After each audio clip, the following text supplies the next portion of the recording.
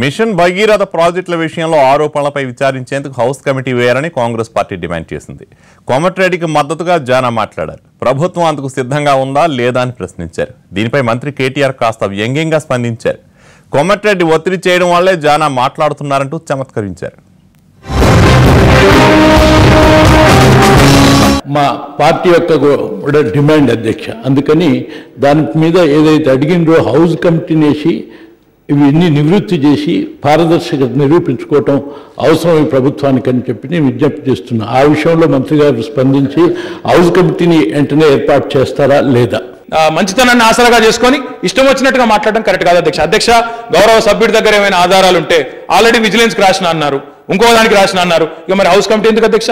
విజిలెన్స్కి రాసినా, సిబిఐకి రాసినా, దీనికి రాసినా రాయండి, నిరభ్యంతరంగా రాయండి. We are ready, any enquiry that comes we are ready to face. కానీ ఇష్టం వచ్చినట్టు బట్టగాల్చి మీదేస్తాం, మసిబూసి మారాడికాయ చేస్తాం. అందులో పాపం జానారెడ్డి గారిని మోమాట పెట్టి పాపం వారికి జిల్లాలో పెద్దలు వారు, ఆ జిల్లాకు నాయకత్వం వహించిన నాయకుడు ఆయన, 15 ఏళ్ళు మంత్రిగా పనిచేసిన పెద్ద ఆయన, ఆయనకు అన్నీ తెలుసు. కాబట్టి అనవసరంగా ఆయన మీద ఒత్తిడి చేసి పాపం ఆయనను మొహమాట పెట్టి మీరు ఇబ్బంది పడి ప్రజల్ని ఇబ్బంది పెట్టొద్దు దయచేసి. అయ్యా జానారెడ్డి గారు, మీరు చెప్తున్నారు సార్, రెడ్డి గారి ఒత్తిడిలో మీరు మాట్లాడడం కరెక్ట్ కాదు. మీరు నిజంగా సార్, మీరు సబ్జెక్ట్ అద్భుతంగా మాట్లాడతారు. మీరు విషయం ఉన్నప్పుడు మాకు బడ్జెట్ మీద మీరు చెప్పిన విషయం మాకు నచ్చింది.